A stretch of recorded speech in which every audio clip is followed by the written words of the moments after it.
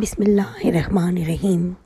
مروی ہے حضرت خدیجۃ الکبریٰ نے ایک دن سرکار دو عالم صلی اللہ علیہ وآلہ وسلم کی بارگاہ میں جنتی پھل دیکھنے کی خواہش کی تو حضرت جبرائیل علیہ السلام حضور صلی اللہ علیہ وآلہ وسلم کی خدمت میں جنت سے 2 سیب لے کر حاضر ہو گئے اور عرض کی، اے محمد صلی اللہ علیہ وآلہ وسلم، خدائے رحمان جس نے ہر شے کا اندازہ رکھا ہے فرمایا ہے، ایک سیب آپ صلی اللہ علیہ وآلہ وسلم کھائیں اور دوسرا خدیجہ رضی اللہ تعالیٰ عنہا کو کھلائیں، پھر حق زوجیت ادا کریں۔ میں تم دونوں سے فاطمہ زہرا کو پیدا کروں گا۔ چنانچہ حضور نبی کریم صلی اللہ علیہ وآلہ وسلم نے حضرت جبرائیل امین علیہ السلام کے کہنے کے مطابق عمل کیا۔ جب مدت حمل پوری ہوئی اور حضرت فاطمہ کی ولادت ہوئی تو ساری فضا آپ کے چہرے کے نور سے منور ہو گئی۔ سرکار دو جہاں صلی اللہ علیہ وآلہ وسلم کو جب جنت اور اس کی نعمتوں کا اشتیاق ہوتا تو حضرت سیدنا فاطمہ رضی اللہ تعالیٰ عنہا کا بوسہ لے لیتے اور ان کی پاکیزہ خوشبو کو سونگتے، اور جب ان کی پاکیزہ مہک سونگتے تو فرماتے، فاطمہ تو انسانی حور ہے۔ حضرت فاطمہ کی کنیت میں سے ایک زہرا ہے۔ چونکہ چہرہ مبارک نہایت سفید حسین تھا، اس لیے اس لقب سے مشہور ہوئیں۔ حضرت سیدنا انس بن مالک رضی اللہ تعالیٰ عنہ سے مروی ہے کہ حضور صلی اللہ علیہ وسلم کا فرمان عالی شان ہے، فاطمہ رضی اللہ تعالیٰ عنہ میرے جسم کا ٹکڑا ہے اور فاطمہ انسانی حور ہے۔ جناب رسول اللہ صلی اللہ علیہ وآلہ وسلم حضرت فاطمہ کو جان سے عزیز رکھتے اور جب ان کی شادی ہوئی تو ان کے رنج و راحت میں شریک ہوتے تھے۔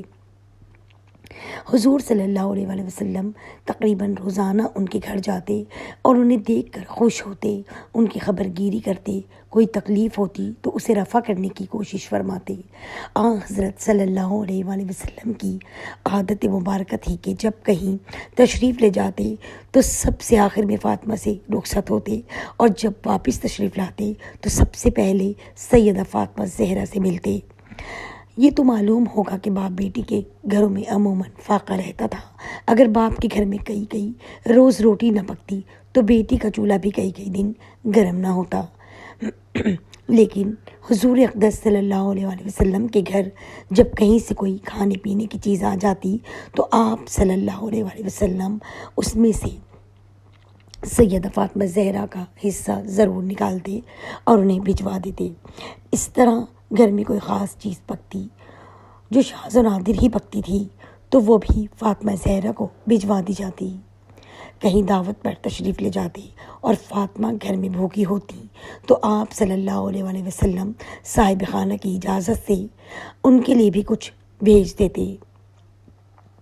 کہیں سے کپڑا آتا تو بقدر مناسب وہ بھی بیٹی کو بھیجا جاتا۔ قصہ مختصر یہ کہ حضور صلی اللہ علیہ وآلہ وسلم بھی اپنی بیٹی کو دل سے چاہتے اور فخر کرتے تھے، کیونکہ ان کی تربیت یافتہ بیٹی تمام دینی اور دینوی معاملات میں خوب لائق فائق ہے۔ ایک دفعہ حضور صلی اللہ علیہ وآلہ وسلم حضرت علی کے گھر گئے۔ حضرت علی اس واقعے کو خود بیان فرماتے ہیں، وہ صبح انتہائی ٹھنڈی اور شدید سرد تھی، میں اور فاطمہ ایک ہی چادر میں محو آرام تھے۔ جب ہم نے آپ صلی اللہ علیہ وآلہ وسلم کی مبارک آواز سنی تو جلدی سے کھڑے ہونے لگے، مگر آپ صلی اللہ علیہ وآلہ وسلم نے ہمیں دیکھ کر ارشاد فرمایا، میں تمہیں اپنے حق کا واسطہ دیتا ہوں کہ اسی حالت میں رہو یہاں تک کہ میں بھی تمہارے ساتھ شامل ہو جاؤں۔ حضرت سیدنا علی رضی اللہ تعالیٰ عنہ فرماتے ہیں، ہم اسی حالت میں رہے اور آپ صلی اللہ علیہ وآلہ وسلم آ کر ہمارے سروں کے قریب تشریف فرما ہو گئے اور اپنے قدمین شریفین ہمارے درمیان رکھ دیے تو میں نے آپ صلی اللہ علیہ وآلہ وسلم کا دایاں پاؤں پکڑ کر سینے سے لگایا اور حضرت فاطمہ رضی اللہ تعالیٰ عنہا نے بایاں پاؤں تھام لیا۔ پھر ہم دونوں آپ صلی اللہ علیہ وآلہ وسلم کے قدمین شریفین کو سردی سے بچانے کے لیے ملنے لگے، حتیٰ کہ وہ گرم ہو گئے۔ آپ صلی اللہ علیہ وآلہ وسلم نے ہمیں دعائے خیر دی اور پھر حضرت علی رضی اللہ تعالیٰ عنہ کو باہر جانے کا حکم دیا۔ جب وہ چلے گئے تو حضرت فاطمہ رضی اللہ تعالی عنہا سے پوچھا، اے میری بیٹی، تو نے اپنے شوہر کو کیسا پایا؟ یہ واقعہ چونکہ شادی کے کچھ ہی دن بعد تھا، اس لیے شوہر کے متعلق پوچھ رہے تھے۔ انہوں نے جواب دیا، وہ بہترین شوہر ہیں۔